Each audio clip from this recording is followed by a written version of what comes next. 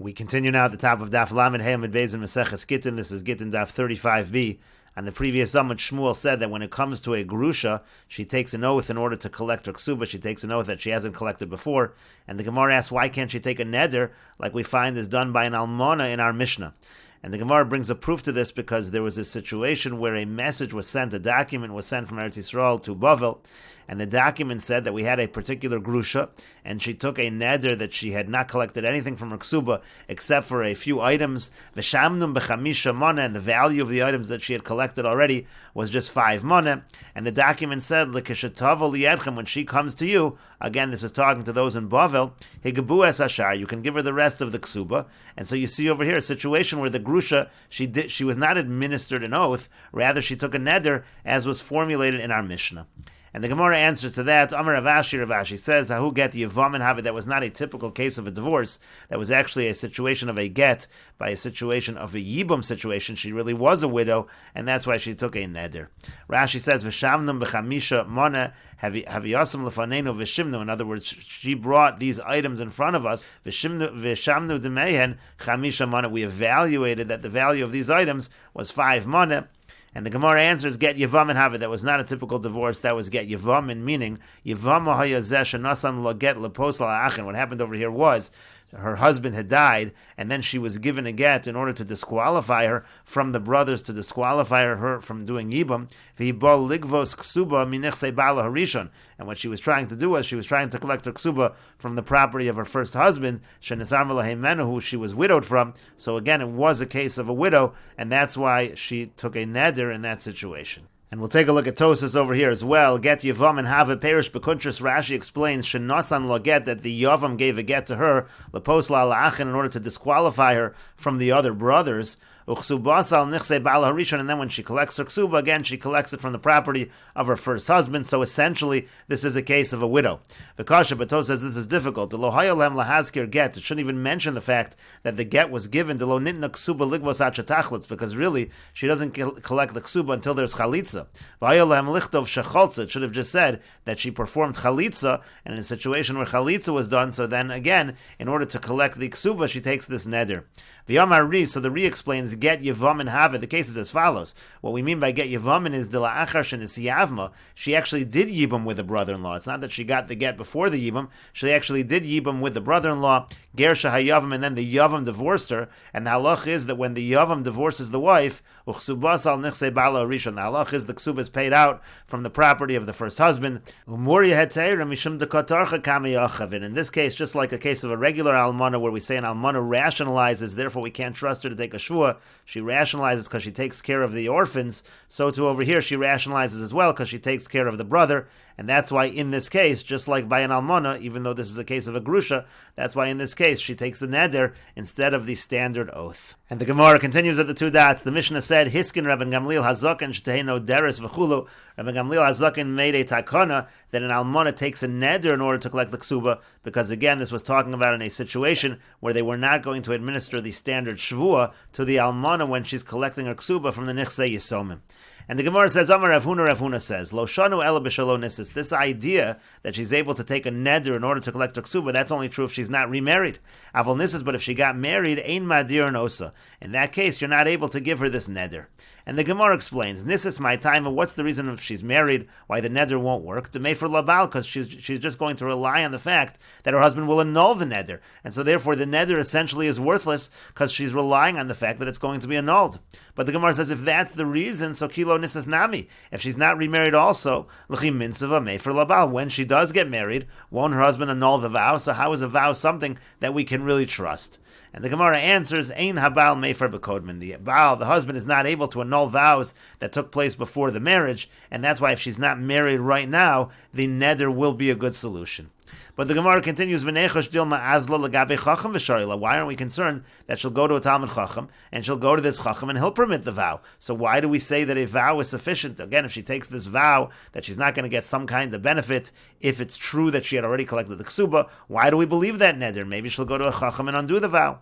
And the Gemara answers to that, Kasavar, because he holds, tzarech lefaret es ha-neder, in order to undo a neder, in front of a chacham, you have to explain what the neder was. And in this case, if she's going to explain what neder she took, the the Chacham certainly will not undo it, so that is not something we have to be concerned about.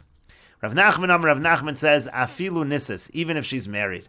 The Gemara says, what do you mean? Nisis vaday may for labal. But if she's married also, won't the husband annul it? How can we say that a neder is effective? Rav Nachman is saying, even in a situation where she's married, the neder is effective. How could that be? Certainly won't the husband just annul the vow? How could a neder be effective? And to that the Gemara says, the madrinan la barabim. The case over here is, we make her take the neder in public.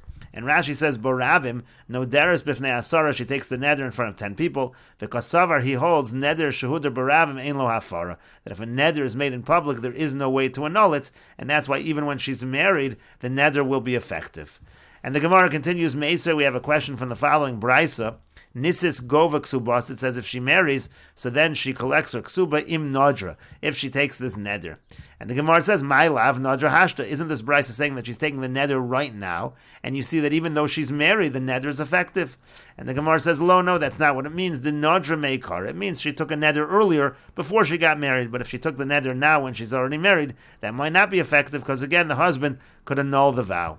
But the Gemara says, Vatanya, but didn't we learn in a Braisa, Nisis, no deres, Vegova Ksubasa? It says in the Braisa that if she gets married, then she can take the neder and collect the Ksuba. So you see that even if she gets married, even if she's already married, the neder is effective.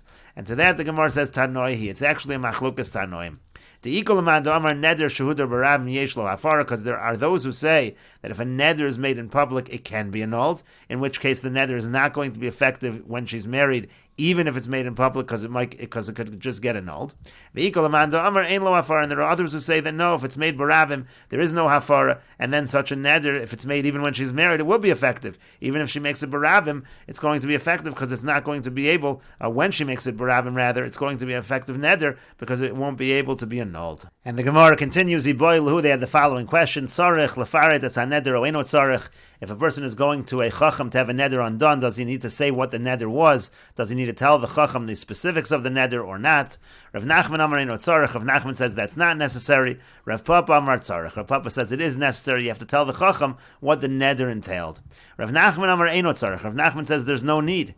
The Amrit tzarech, because if you're going to say that it's required to say over the details of the neder, zimnin the guy is leila dibure. Sometimes he'll cut off his words, maybe meaning to say maybe he won't say all the details of the neder to the chacham. The chacham might deshama mefer, and the chacham is only going to undo that which he heard, and the neder is not going to be completely undone. So therefore, it's better if the chacham simply undoes the neder without hearing all the details, because if he has to hear all the details and he doesn't actually hear all the details, you're going to run into a problem. Rav Papa Amar tzarech. Rav Papa says no, the chacham does need to hear the details of the neder, mishum milsa disur, because what if it involves something that is forbidden? Meaning to say, like our case over here, if she's taking the neder in order to promise that she hasn't already collected the ksuba, and she's going to go to the chacham and she doesn't even need the chacham to hear the neder, and he undoes the neder, that neder becomes worthless, and now she'll be able to collect the ksuba a second time wrongfully. Rashi says, Mishum Isura, Shema al Dvar Isur Nadra, Kagon al Gibu ksuba. Again, maybe the neder is related to collecting her ksuba when she shouldn't be collecting. Let's say she says she's making a neder, all the fruits of the world should be usher to me if I do the following avera. Ubala hater nidra as nidra. Now she wants to come and he wants to undo the neder. Ubala hater as nidra stam verotza lavar avera. He wants to actually violate the avera and he wants to undo the neder. A chacham is never going to undo such a neder if he knew the specifics, and so therefore we have to make sure that the chacham does know the specifics, so he knows not to undo that neder. And the Gemara continues to Nan. We learned in the Mishnah in Bechoros, Hanose Noshim Ba'avera, if a Kohen marries women Ba'avera, meaning he marries women that he's not supposed to marry.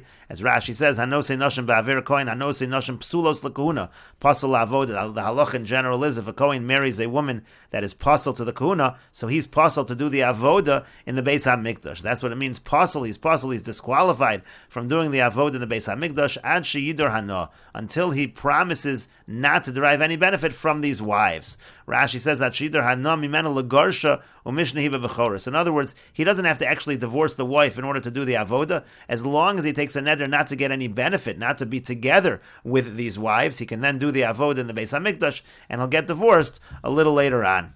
But Tani Alon, we learned on that, no derva ovid, he takes the neder, now he can do the avoda in the Beis HaMikdash, Yored Umegarish. He then descends from doing the avoda, and he divorces his wife. Rashi says, no, derhana. Again, he takes a neder not to derive benefit. V'yoved avoda v'yafa bishadayin lo garsha. The point is, v'yafa bishadayin lo girsha. Even though he didn't yet divorce her, he's still able to do the avoda. Then yorid min avoda lachar shesiyim u'megarsha. After he finishes the avoda, he comes down and he divorces her. That is the procedure when it comes to a kohen. And the Gemara now says, now if you say that in order to get rid of a neder by a chacham, you don't need to give any of the details of the neder to the chacham, so shouldn't we be concerned in this mission, in this case, that he's going to go to a chacham, he's going to undo, he'll permit for him the neder, the chacham will undo the neder because the chacham won't know any of the details of the neder, and then what is this neder worth already? Why is this neder allowing him to serve in the Beis HaMikdash? And we will continue with this discussion in the next video on Daf Vav Amud Aleph.